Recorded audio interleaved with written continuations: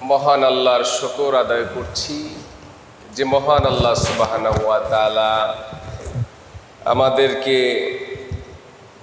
তার সর্বোচ্চ হুকুম জুমার নামাজ আদায়ের জন্য মসজিদে একত্রিত হওয়ার তৌফিক দান করেছেন। আমরা সকলে পড়ি আলহামদুলিল্লাহ। দুরুদ এবং সালাম পেশ করছি মানবতার মুক্তির দিশারি সরওয়ারে কায়নাত আশরাফুল আম্বিয়া বিশ্বনবী মুহাম্মদুর রাসূলুল্লাহ সাল্লাল্লাহু আলাইহি ওয়াসাল্লামের। আমি আপনাদের সামনে কুরআনুল কারীমের একখানা সুপরিচিত সূরাতুত তাওবা থেকে একখানা আয়াতে কারিমা তেলাওয়াত করেছি। এই আয়াতে কারিমার সরল অনুবাদ হচ্ছে, নিশ্চয়ই আল্লাহ তাআলার বিধান এবং গণনার মধ্যে মাস হচ্ছে 12টি, আসমানসমূহ এবং পৃথিবী সৃষ্টির দিন থেকে। এটা হচ্ছে এর মধ্যে 4টি হচ্ছে সম্মানিত মাস, এটা সুপ্রতিষ্ঠিত বিধান। এই সময়ের মধ্যে তোমরা নিজেদের প্রতি নিজেরা জুলুম করো না, আর তোমরা মুশরিকদের ব্যাপারে ঐক্যবদ্ধভাবে সংঘবদ্ধভাবে জিহাদ করো, যেমনিভাবে তারা তোমাদের বিরুদ্ধে সংঘবদ্ধভাবে একত্রিত হয়ে জিহাদ করে। আর জেনে রাখো আল্লাহ সুবহানাহু ওয়া তাআলা মুমিনদের পক্ষে আছেন। হাদিসের মধ্যে আসছে, আফজালুস সিয়ামি বাদা রমাদান শাহরুল্লাহিল মুহাররম। রমজান মাসের পরে সবচেয়ে ফজিলতপূর্ণ রোজা হচ্ছে আল্লাহর মাস মুহররমের রোজা। শাহরুল্লাহিল মুহাররম, মুহররমের মাসের নিসবাত ইজাফত করা হয়েছে আল্লাহর সাথে, আল্লাহর সাথে সম্বন্ধ স্থাপন করা হয়েছে যে এই মাসটা হচ্ছে আল্লাহর মাস। মুহররম মাস কার মাস? আল্লাহর মাস। এজন্য রমজান মাসের পরে ফজিলতপূর্ণ রোজা হচ্ছে এই মাস। এখন এই মাসে রমজান মাসের মতোই পুরা মাস কি রোজা রাখবো? এখন এটা আমাদের এখতিয়ার। বছরের 3টা 4টা 5টা দিন ব্যতীত আমরা যদি রোজা রাখি, সেটা হচ্ছে আমাদের ব্যক্তিগত এরাদা, ব্যক্তিগত আমলের পাল্লা ভারী করা। ঠিক কিনা বলেন? কেউ যদি সিদ্ধান্ত নিয়ে নেয় এ ক্ষণস্থায়ী জীবনে কয়দিন থাকবো, আল্লাহর জন্য জীবনটা উজাড় করে দেব, সে সারা বছরও রোজা রাখতে পারে। ঠিক কিনা বলেন? মা সন্তানকে ভালোবাসে, সন্তানের জন্য মান্যত করে, রোজা মান্যত করে, এতেকাফ মান্যত করে, বিরামহীনভাবে এই রোজা চালিয়ে যায়। দৃষ্টান্ত আছে না? ওই যে একটা সেই পুরাণ ঘটনা স্মরণ করিয়ে দেই। এক মা এক সন্তানকে হারিয়ে সে আল্লাহর সাথে ধর্ণা ধরেছে, যতদিন পর্যন্ত আমি আমার সন্তান ফিরে না পাবো ততদিন পর্যন্ত আমি তোমার সন্তুষ্টির জন্য রোজা পালন করে যাব। এই মহিলাটা তার সন্তানকে পায় না, সেটার মেয়াদকাল হয়ে গেছে 40 বছর। কয় বছর? 40 বছর পরে দেখলাম যে সে তার সন্তান পেয়েছে, এবং 40 বছরের মধ্যে সে রোজা ভাঙে নাই, রোজা তরফ করে নাই। 40 বছর পর্যন্ত তার সন্তানের ভালোবাসায় সে রোজা পালন করেছে।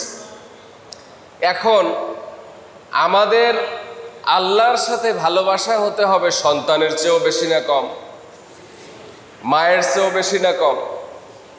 সবচেয়ে বেশি ভালোবাসা স্থাপন করতে হবে যার জন্য, যার কাছে চলে যেতে হবে, তার জন্য যদি সারা বছর রোজা রাখা লাগে, তা আমরা একটা সিদ্ধান্ত নিলেই সেটা করতে পারি যদি আল্লাহকে ভালোবাসি।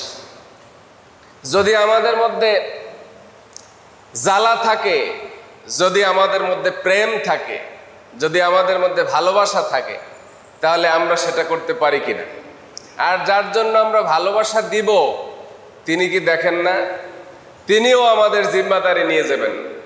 আমাদের স্বাস্থ্যটা যেভাবে ভালো থাকে, আমাদের শরীর ভালো রেখে কিভাবে আমরা তার ইবাদত করতে পারি, সেই জিম্মাদারিও কে গ্রহণ করবেন?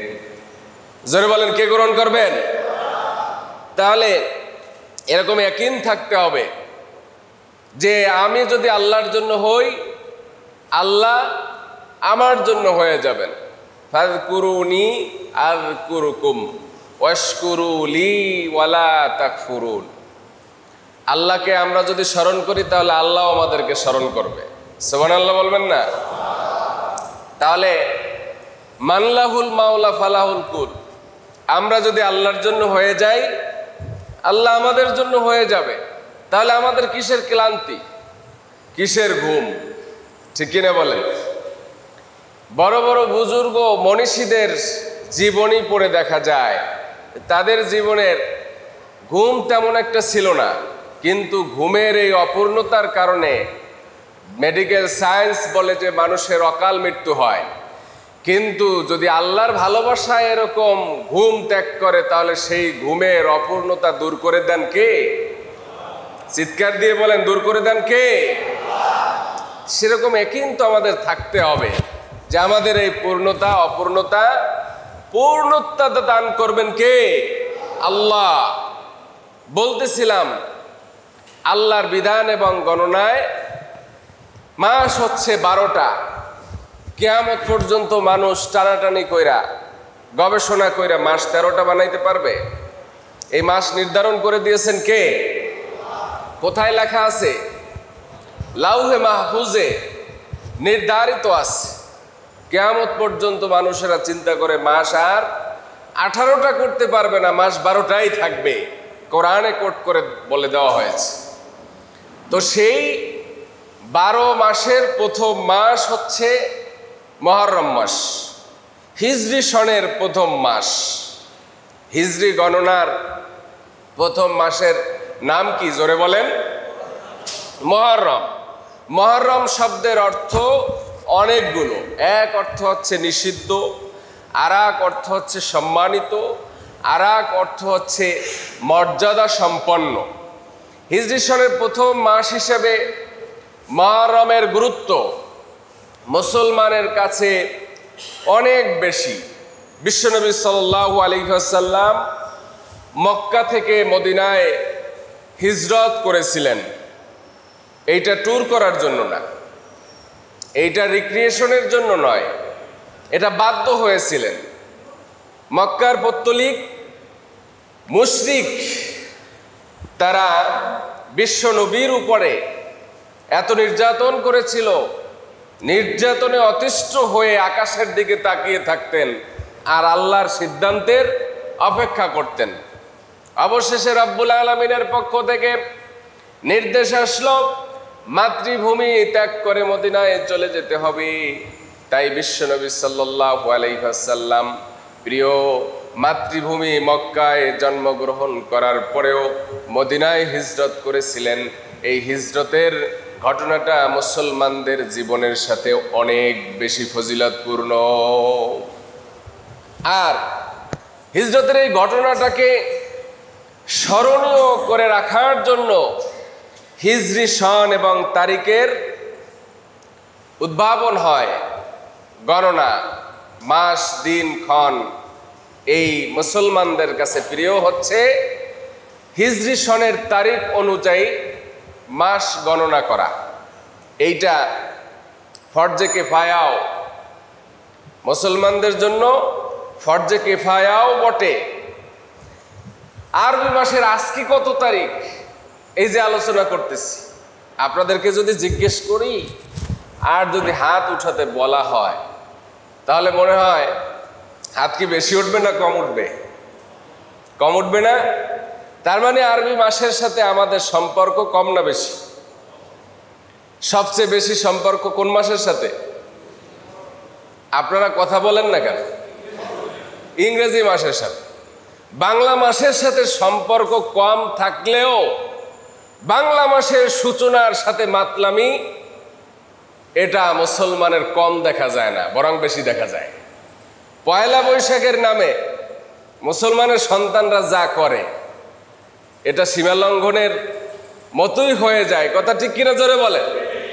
কিন্তু হিজরি সন কবে আসলো আর কবে গেল এই খোঁজখবর কি আমাদের কাছে আছে? নাই। তবে এইটা যদি একটু জেহেনের সাথে অ্যাডজাস্ট করে নেওয়া যায় তাহলে ফরজিয়াত আদায়ের সওয়াব হবে। আরবি মাসের হিসাব রাখা এটা মুমিন মুসলমানের জন্য হচ্ছে ফরজ, ফরজে কিফায়া। এখন ফরজে কিফায়ার মাসলা তো আমাদের জানা আছে। সেটা কি? ফরজে কিফায়ার মাসলা হচ্ছে যে সকলের পক্ষ থেকে একজন যদি জানে তাহলে দায়িত্ব হয়ে যায়। যেমন জানাজার নামাজ, আমরা এটাকে গুরুত্ব দেই কম। গুরুত্ব কম দিলেও ফজিলত বেশি না কম? জানাজার নামাজে অংশগ্রহণ করা, গোরস্থান পর্যন্ত যাওয়ার মধ্যে 3 কিরাত পরিমাণ সওয়াব আছে। সুবহানাল্লাহ বলবেন না? 3 কিরাতটা কি? এক কিরাতের দূরত্ব হচ্ছে উহুদ পাহাড় সমতুল্য। এখন আমরা এটাকে ধরে নিছি ফরজে কিফায়া, মানে আমাদের পক্ষ থেকে একদল অংশগ্রহণ করছে, বাস খালাস। ঠিক কিনা বলেন? খালাস তো হইল, সওয়াব তো আমার হইল না। এখন আরবি মাসের গণনাও আমরা চিন্তা করি, যেহেতু আমরা সংখ্যা গরিষ্ঠ মুসলিম দেশের নাগরিক, এটা তো আমাদের দেশের সরকারের উপরে ন্যস্ত আছে।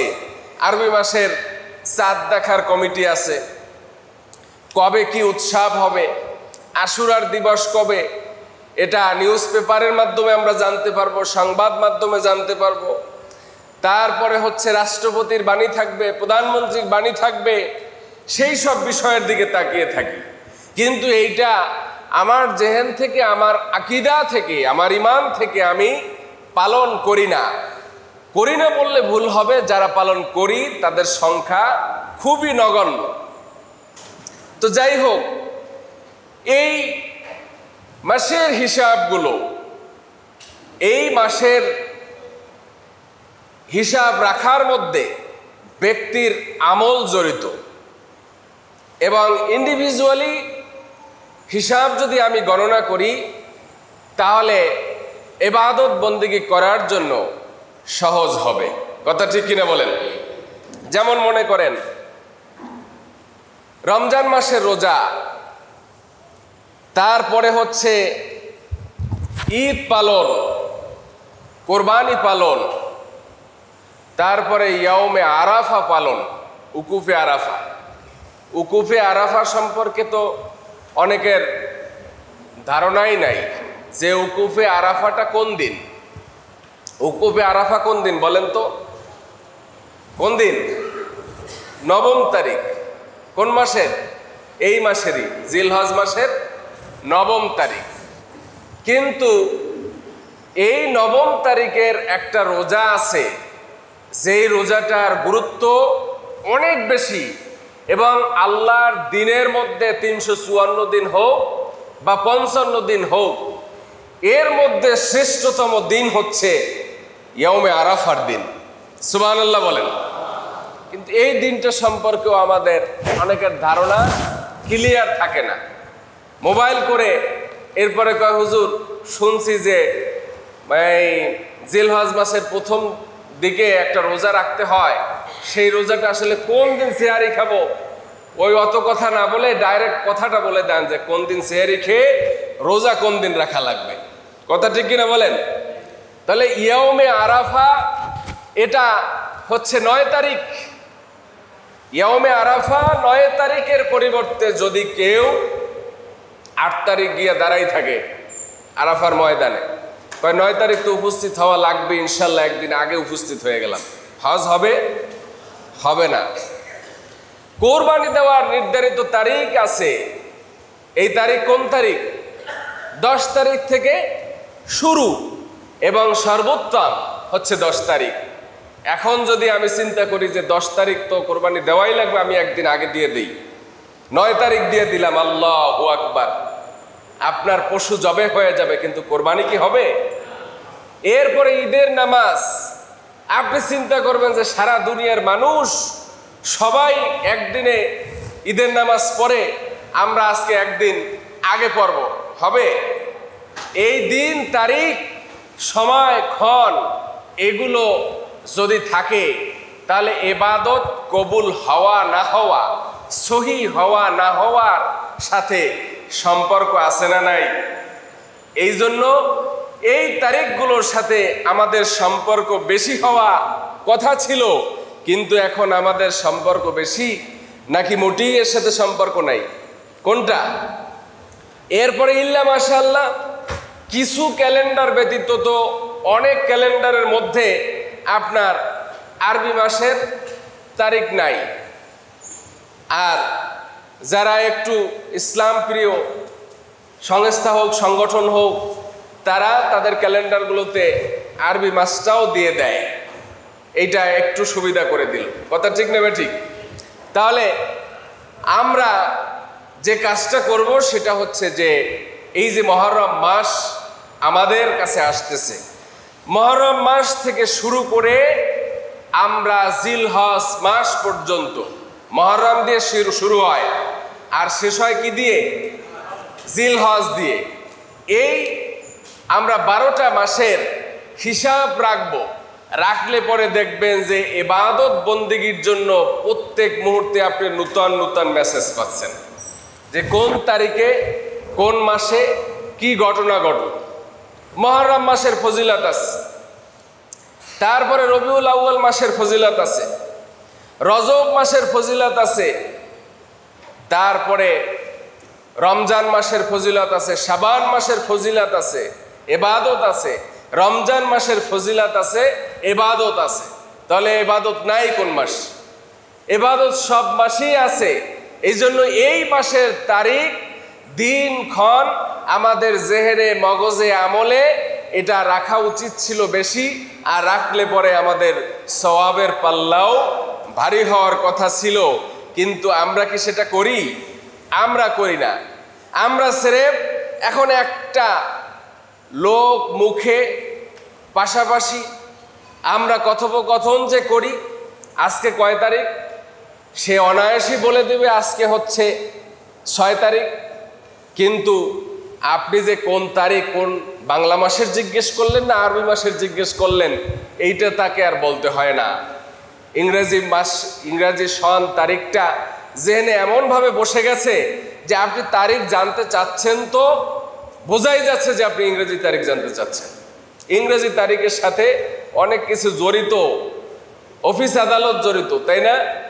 বেতন ভাতার সম্পর্ক আছে, আপনার বিভিন্ন রকম ডেটিং থাকে এই তারিখের সাথে। সেই কারণে আমরা এই কাজ করে থাকি আমার বন্ধুরা।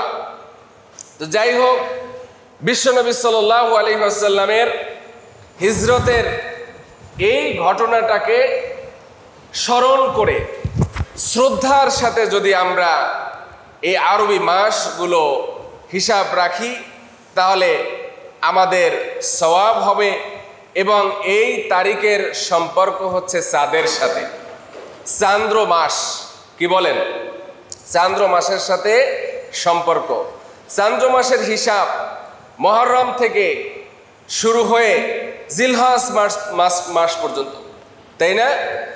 এর মধ্যে হিসাব করলে কয়টা হয়? 12টা মাস হয়। এই 12টার পরে আর কোনো মাস আমরা বানাতে পারবো না। এর মধ্যেই আল্লাহ সমস্ত কল্যাণ দিয়েছেন, সওয়াব দিয়েছেন, এবং এর মধ্যে সমস্ত ইবাদত জড়িত আছে। সুবহানাল্লাহ বলেন। চান্দ্র মাসের হিসাব অনুযায়ী আমরা যে কাজগুলো করে থাকি সেগুলো হচ্ছে ইবাদত বন্দেগী করে থাকি। এর সাথে আমাদের ধর্মীয় সকল বিষয়ে জড়িত। আর এই হিসাব বাদ দিলে যে ক্ষতিটা হয়ে যাবে, যে নোকসানিয়াতটা হয়ে যাবে, সেটা হচ্ছে ফরজিয়াত যে আমলগুলো আছে সেই আমলগুলো যদি আমাদের কাছ থেকে একটা দিনের আমল ছুটে যায়। মনে করেন কেউ আছে এখন একগুয়ামি করেও একদিন আগে পরে ইবাদত শুরু করে দেয়, এরকম আছে না? মাযহাবের দাবি করে বা ওই সারা দুনিয়ার মুসলমানদেরকে একসাথে ঈদ এবং তারিখ গণনার এই যে একটা গবেষণা চলছে, এই গবেষণার কারণে অনেকে দেখবেন যে এই কাজগুলো করে থাকে। তারা যেদিন ঈদ করে আমরা সেদিন কি পালন করি? রোজা পালন করি। এখন এটার একটা মীমাংসা হওয়া দরকার।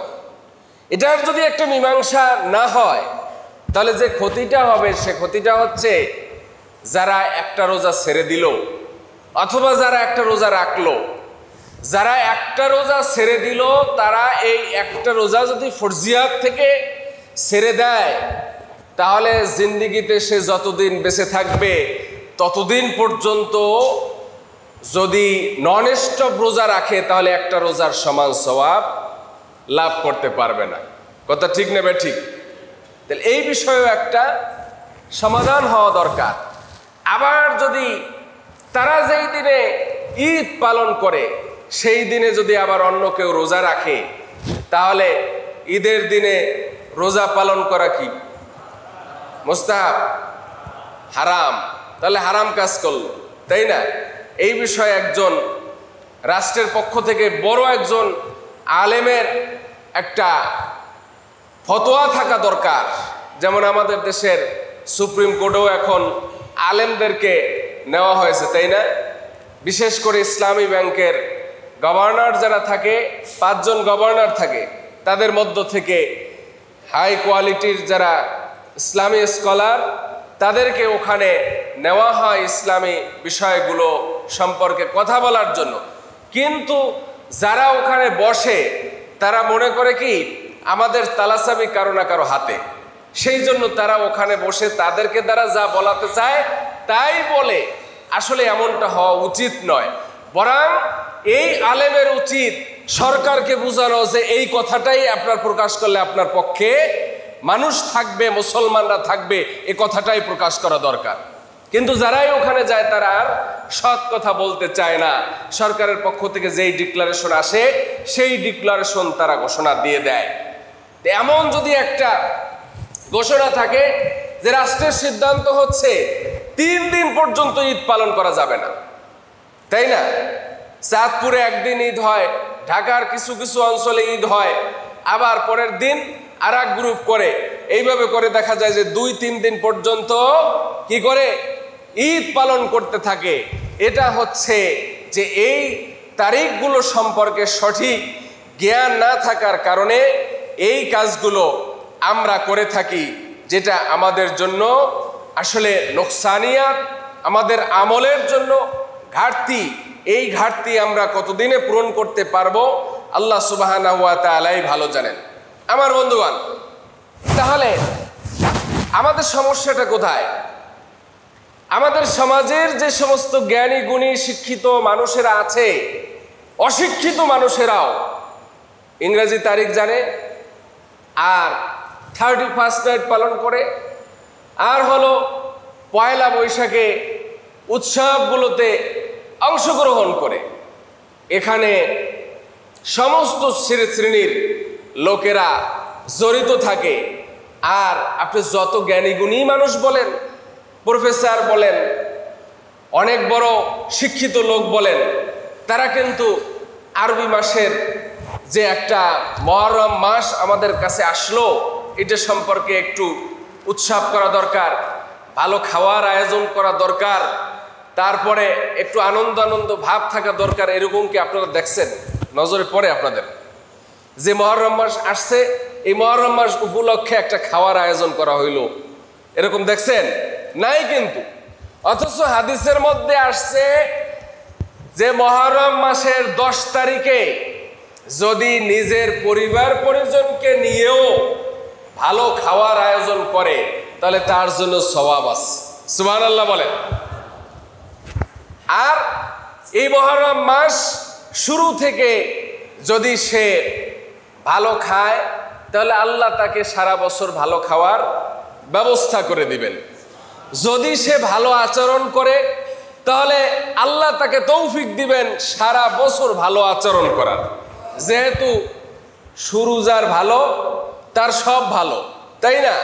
মুহররম মাস তো শুরু, সেহেতু মুহররম মাসের কিছু টেন্ডেন্সি, কিছু ফিলিংস আমাদের অর্জন করতে হবে, উপলব্ধি করতে হবে।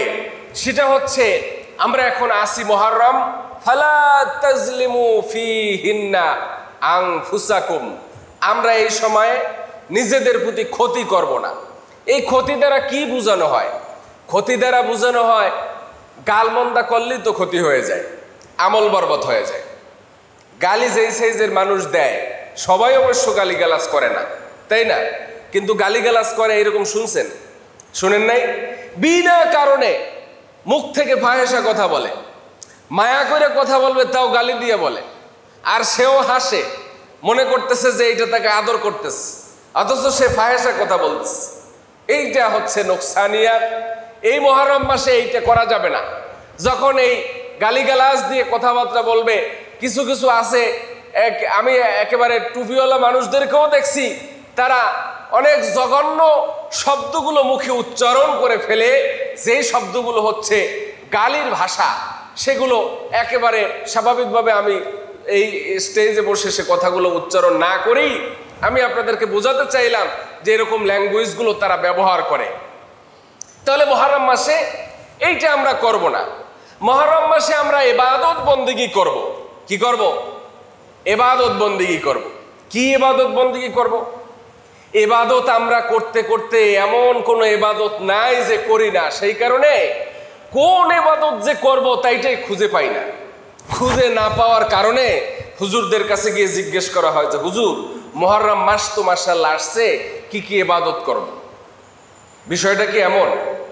ইবাদত আপনি যা জানেন এইগুলো সব করার পরে কি ঘাটতি পড়েছে আপনার কাছে যে জানতে হবে ইবাদত কোনগুলো করবেন? ইবাদত তো হচ্ছে একটা মুসলমানের প্রতিটা মুহূর্ত ইবাদতের মধ্যে গণ্য। সুবহানাল্লাহ বলেন। আপনি মিসকি হাসলেন, ইবাদত হয়ে গেল। সুবহানাল্লাহ বলেন। এই যে ইকবাল কই, এই এলাকার একটা ছেলে, যুবক, সে গত পরশুদিন আমাকে টেলিফোন করে বলল যে আব্বা সুস্থ মানুষ, মরার আগে আমার দিকে মিসকি হেসে আর তাকাচ্ছে না, মরে গেছে। ছেলেটা আমার সাথে কাঁদতেছে, খুব করে কাঁদতেছে। এখন ওর আব্বার হায়াত ও পর্যন্ত, কিন্তু মরে গেছে, তার কলিজার মধ্যে একটা স্পর্শকাতর বিষয় হচ্ছে যে তার আব্বা তাকে হাসি দিয়ে তার কলিজাটাকে ক্ষতবিক্ষত করে গেছে, তার প্রতি, বাবার প্রতি ভালোবাসা ডাবল করে দিয়ে গেছে। কথা ঠিক না ঠিক? সেই জন্য ইসলামে হাসা ও ইবাদত, একেবারে মুখ গোমরা করে থাকা, আর আপনি কোন সাইজের মানুষ এইটা আপনার হাঁটা চলা বিহেভিয়ার দেখে মানুষ আপনার কাছে ঘেঁষবে। অনেকে আছে প্রয়োজন নিয়ে আসার পরেও মন মেজাজ এত খারাপ দেখে, দেখার পরে আশেপাশে ঘুরে অবশেষে চিন্তা করে যে চলে যাওয়াই ভালো, মূল কথা না বলেই সে রিটার্ন করে। আছে না নাই? তাহলে এটা কিন্তু মুসলমানের আচরণ না। মুসলমানের আচরণ হচ্ছে আপনি কোন সূরা দিয়ে তাহাজ্জুদের নামাজ আদায় করবেন এইটা না জিজ্ঞেস করে আপনি মানুষের জন্য স্বাভাবিক হন, মানুষের জন্য ইজি হন, এইটা ইবাদত। সুবহানাল্লাহ বলবেন না? একটা মানুষ যত কোমল হতে পারবে তার আমলের পাল্লা তত ভারী। আখলিস দীনাকা ইয়াকফিকাল আমালুল কালিল। আপনার মুক্তির জন্য, জান্নাত পাওয়ার জন্য, আল্লাহর কাছ থেকে রহমত পাওয়ার জন্য ভুরি ভুরি ইবাদতের কোনো দরকার নাই। আল্লাহর কসম, আপনি যেই আমলগুলো করেন, আমল কম হলেও আপনি নিজেকে ইজি করার চেষ্টা করেন। এমন এমন আচরণ আছে, আচরণের কারণে আপনার আমল সব বরবাদ হয়ে যায়। আছে না নাই? এরপরে হচ্ছে আপনি ব্যক্তিগত নফল ইবাদত বাদ দিয়ে আপনি মানুষের সেবা করেন। কি সেবা? সেবা তো আমরা দেখি, এই যে যাত্রাবাড়ির ওই দিক দিয়ে, ঢাকার কথা বলি একটু, ওই দিক দিয়ে ফ্লাইওভার হয়ে যাওয়ার কারণে নিচ দিয়ে যারা যায় রাস্তা দিয়ে, তাদের 12টা বাজে, গাড়িরও 12টা বাজে, নিজেরও 12টা বাজে। আর এইটা এমন খারাপ অবস্থা করে রাখছে যে যদি এই নিচের রাস্তাটা ভালো করে ফেলা হয় তাহলে উপর দিয়ে আর যাবে না, উপর দিয়ে না গেলে টোল কি করবে না, কম পড়বে। এই জন্য নিচের রাস্তা যত খারাপ রাখা যায়। তো ওইটা যদি আপনার একটা এক্সাম্পল বললাম, আপনার বাড়ির কাছের হোক সেটা সরকারি রাস্তা, এই সরকারি রাস্তার মধ্যে আপনি একটা কি দেখলেন, গর্ত দেখলেন, এই গর্তটার মধ্যে আপনি নিজে এক বস্তা বালু কিনে ওই বালুটা ওই গর্তের মধ্যে ঢেলে দেন, ওর মধ্যে আপনি 5টা ইট কিনে ভেঙে দিয়ে দেন, ওর মধ্যে আপনি একটু সিমেন্ট দিয়ে কি করে দেন, লেপন দিয়ে দেন, এর মতো সওয়াব আর নাই। সুবহানাল্লাহ বলেন। এটা হচ্ছে সদকায়ে জারিয়া। ওর মধ্যে যে কদম রাখবে, যে শান্তি পাবে, ওর এক একটা সওয়াব আপনার আমলনামায় পৌঁছে যাবে। সুবহানাল্লাহ বলেন। আর সিন্ডিকেট, টেন্ডার বাস, তারা কি করে যে এই রাস্তার মধ্যে এমন অবস্থা, বৃষ্টি হলে মানুষজন মনে করে যে এর মধ্যে মাছ চাষ করলে মাছ মাশাআল্লাহ ভালোই বড় হবে। কথা বুঝে আসছে? তাহলে এই যে জনভোগান্তি, অথচ হাদিসের মধ্যে আসছে কি, কুফাল আজা, রাস্তার কষ্টদায়ক বস্তু দূর করে ফেলানো। এই কষ্টদায়ক বস্তু যাই হোক, মানুষ চলাফেরা করার যে একটা বাধাগ্রস্ত হওয়া, এই বাধাগ্রস্তটা তো কবিরা গুনাহ, হারাম। এবং যারা এই দায়িত্বে স্বয়ং সম্পূর্ণ ওজোর ব্যতীত যারা এই হাজত পুরা করবে না, তাদের আমলনামায় কবিরা গুনাহ হতে থাকবে। ওই এলাকার যে দায়িত্বশীল, ওই এলাকার যে জিম্মাদারি, সে যদি ইচ্ছাকৃতভাবে টেন্ডার নিয়ে কাজ না করে, তাহলে সে গুনাহগার হবে। কথা ঠিক নেবে ঠিক? একটু ডিপে চলে গেলাম। এই ডিপ কেন বললাম? যে মুহররম মাসে আমল খুঁজে পাই না, বিশেষ কোনো আমল নাই। আমরা আমল সচরাচর যেটা করি সেটাই করব। তবে যখন আমরা রেগে গেলাম, যখন একটু সীমালঙ্ঘন করলাম, তখনই আমাদের অনুভূতিতে আসতে হবে যে এখন হচ্ছে মুহররম মাস। কি মাস? মুহররম মাস। তো যাই হোক, এইভাবে যদি কথা বলি তাহলে কথা লম্বা হয়ে যাবে। মুহররম মাসের কিছু ছোট্ট ছোট্ট আমলের কথাও আপনাদেরকে পাশাপাশি বলে দেই, শুনবেন? বলবো। 1 নম্বর আমল হচ্ছে সিয়াম পালন করা। আল্লাহ রাসূল সাল্লাল্লাহু আলাইহি ওয়াসাল্লাম বলেছেন, আফদালুস সিয়ামি বাদা রমাদানা শাহরুল্লাহিল মুহররম। রমজান মাসের পরে সবচেয়ে ফজিলতপূর্ণ রোজা হচ্ছে মুহররম মাস। এই জন্য মুহররম মাসের শুরু থেকে শেষ পর্যন্ত যে কোনো তারিখে যে কয়টা পারি রোজা পালন করব। এটা কয় নম্বর আমল? 1 নম্বর আমল। 2 নম্বর আমল হচ্ছে মুহররম মাসের 10 তারিখে রোজা রাখা। কয় তারিখে রোজা রাখা? 10 তারিখে রোজা রাখা। এই ব্যাপারে একটু ব্যাখ্যা থাকা দরকার। সেটা হচ্ছে হাদিসের বর্ণনায় পাওয়া যায়, বিশ্বনবী সাল্লাল্লাহু আলাইহি ওয়াসাল্লাম যখন হিজরত করে মদিনায় গেলেন, মদিনায় গিয়ে দেখলেন যে ইহুদিরা মুহররম মাসের 10 তারিখে রোজা রাখে। তো তাদেরকে জিজ্ঞেস করলেন আল্লাহ রাসূল যে তোমরা এটা কিসে রোজা রাখো? তখন ইহুদিরা বলল যে আমরা রোজা রাখি আল্লাহর সন্তুষ্টির জন্য। মুসা আলাইহিস সালাম যে দরিয়া পার হয়ে ওপারে উঠেছিলেন, এটা শুকরিয়াতান। আর মুসা আলাইহিস সালামকে যারা ধাওয়া করেছিল, ফেরাউন এবং তার দলবল, তারা যে আল্লাহর গজবে ধ্বংস হয়েছে, এটাও একটা শুকরিয়া। এই 2 শুকরিয়ার জন্য আমরা রোজা পালন করি এবং আমরা আল্লাহর পয়গম্বর হযরত মুসা আলাইহিস সালামকে ইত্তেবা করি, তাকে অনুসরণ করি। তখন বিশ্বনবী সাল্লাল্লাহু আলাইহি ওয়াসাল্লাম বললেন, নাহনু হাক্কু বিমুসা মিনকুম ফাসামাহু ওয়া আমারাহু বিসিয়ামিহি। হে ইহুদিরা, ইহুদির গোষ্ঠী ইহুদি, তোমরা মুসা আলাইহিস সালামকে অনুসরণ করো।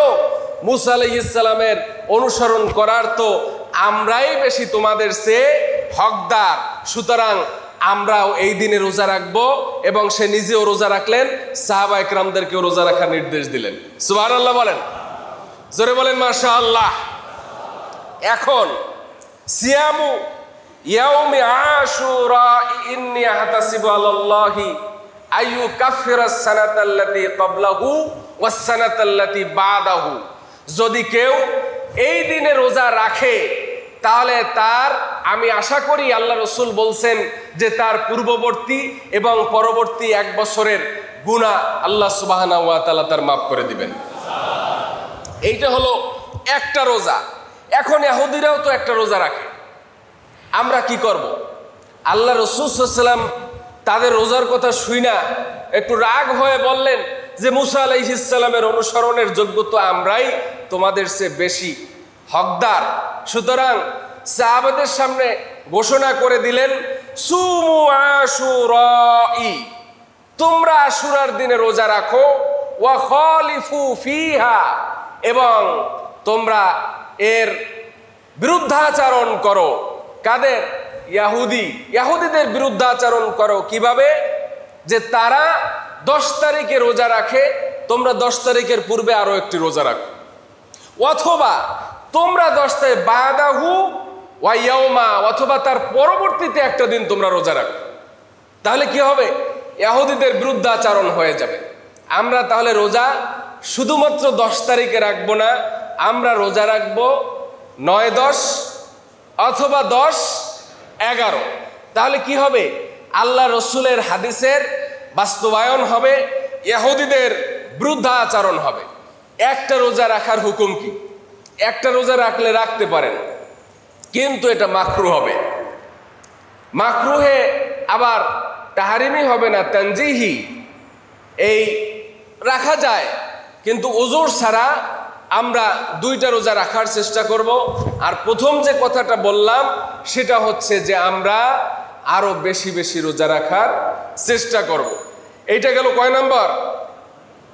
2 নম্বর। আর 3 নম্বরে যে কথাটা আমি আপনাদেরকে বলতে চেয়েছি সেটা হচ্ছে আশুরার দিন। কোন দিন? 10 তারিখ। এই 10 তারিখে নিজ পরিবারদেরকে নিয়ে ভালো খাবার দাবারের আয়োজন করা। মোল্লা মুসল্লি মৌলবীদেরকে দাওয়াত না দিলেও সমস্যা নাই, নিজেরা একটু ভালো আয়োজন করবেন, সাধ্য মতো সামর্থ্য মতো যদি করেন তাহলে এটা তো হচ্ছে রিজিক। রিজিক কিনা বলেন? যদি ওই দিন ভালো খাওয়ার ব্যবস্থা করেন তাহলে আল্লাহ সুবহানাহু ওয়া তাআলা সারা বছর ভালো খাওয়ার ব্যবস্থা করে দিতে পারেন। সুবহানাল্লাহ বলেন। সেই জন্য আমরা সাধ্য মতো চেষ্টা করব। বিশ্বনবী সাল্লাল্লাহু আলাইহি ওয়াসাল্লাম বলেছেন, মান ওয়াসা আলা ইয়ালিহি ফি নাফাকাতি ইয়াউমা আশুরা ওয়াসাল্লাহু আলাইহি সাইরা সানাতিহি। সারা বছর ভালো খাওয়ার একটা সুবিধা আছে। এই দিনের আশুরার ব্যাপারে একটা কন্ট্রাডিকশন আছে। এই কন্ট্রাডিকশন সম্পর্কে আপনাদেরকে এক কথায় একটা মেসেজ দিয়ে রাখি, সেটা হচ্ছে আশুরার ফজিলত। কোরআনের মধ্যে বলা হয়েছে আসমান জমিন সৃষ্টির শুরু থেকে আশুরার ফজিলত সুপ্রতিষ্ঠিত। সুবহানাল্লাহ বলেন। আশুরার দিবসে আল্লাহ তাআলা দুনিয়াতে অনেক কর্মকাণ্ড ঘটিয়েছেন, অনেক ফজিলতপূর্ণ ঘটনা ঘটিয়েছেন, মহাসত্যের অস্বীকারীদেরকে দুনিয়া থেকে বিলুপ্তি ঘটিয়েছেন। আল্লাহ তাআলা এই দিনে অনেক কিছু ঘটিয়েছেন। এর মধ্যে কিছু মর্মান্তিক ঘটনাও আছে না নাই? আছে। কিন্তু মর্মান্তিক ঘটনা একটা ঘটেছে নিকট অতীতে। বিশ্বনবী সাল্লাল্লাহু আলাইহি সাল্লামের ইন্তেকালের 50 বছর পরে একটা ঘটনা ঘটেছে। সেই ঘটনাটা হচ্ছে নবী দৌহিত্র ইমাম হুসাইন রাদিয়াল্লাহু তাআলা আনহুকে কারবালার প্রান্তে মর্মান্তিকভাবে শহীদ করে দেওয়া হয়েছে। ঠিক না ঠিক? এই যে শহীদ করে দেওয়া হয়েছে এটা একটা দুর্ঘটনা, মর্মান্তিক ঘটনা, হৃদয় বিদারক, আমাদের জন্য ব্যথার কারণ, উদ্বেগের কারণ। কিন্তু মুহররমের যত গুরুত্ব তাৎপর্য ফজিলত, ওই কারণে আমরা সব বিলুপ্তি করে দিয়ে মুহররমে আমরা যদি শুধুমাত্র কারবালার ঘটনা নিয়ে আলোচনা করি, কথাবার্তা বলি, তাহলে কিন্তু আমরা আমল এবং ফজিলত থেকে আমরা মাহরুম হয়ে যাব। এটা একটা ঘটনা।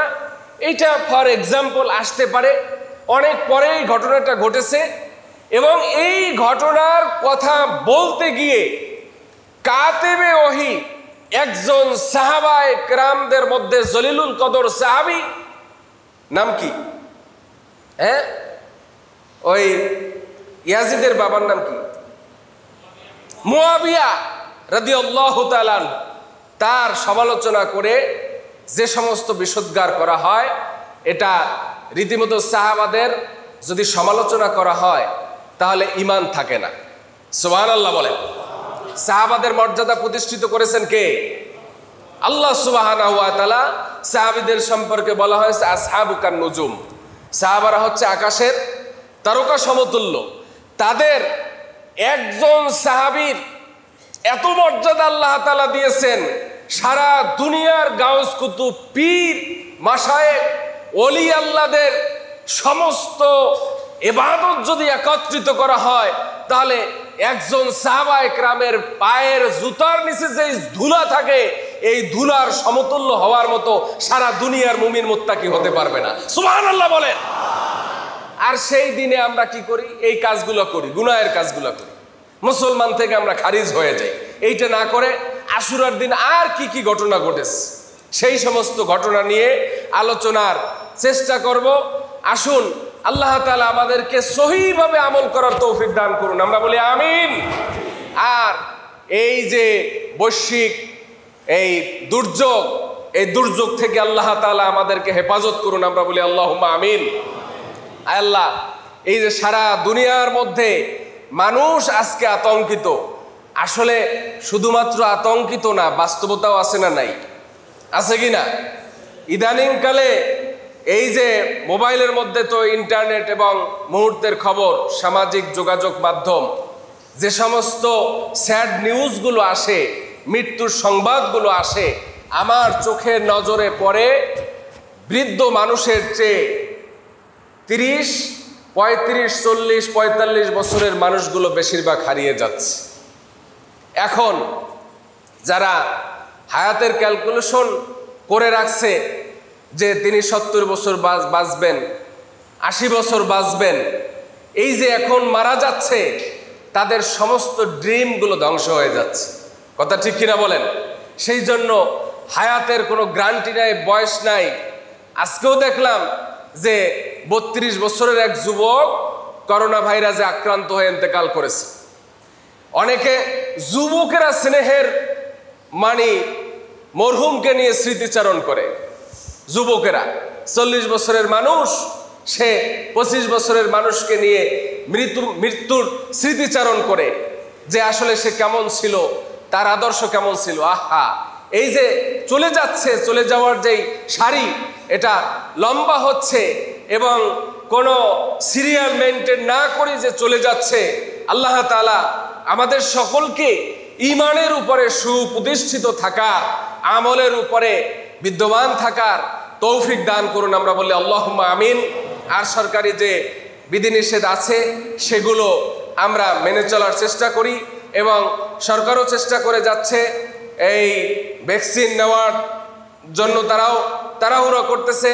আপনারাও নিজ উদ্যোগে এগিয়ে আসেন, ভ্যাকসিন গ্রহণ করেন এবং যে সমস্ত মানুষগুলো ক্ষতিগ্রস্ত হচ্ছে, ব্যবসা বাণিজ্য, কল কারখানা, মিল ইন্ডাস্ট্রি বন্ধ থাকার কারণে, এগুলো যাতে আল্লাহ সুবহানাহু ওয়া তাআলা বরকত দিয়ে, কুদরত দিয়ে অতি তাড়াতাড়ি আমাদের এই শূন্যতা পূরণ করে দেন, এই দোয়া আমরা আল্লাহ সুবহানাহু ওয়া তাআলার কাছে সবাই করব।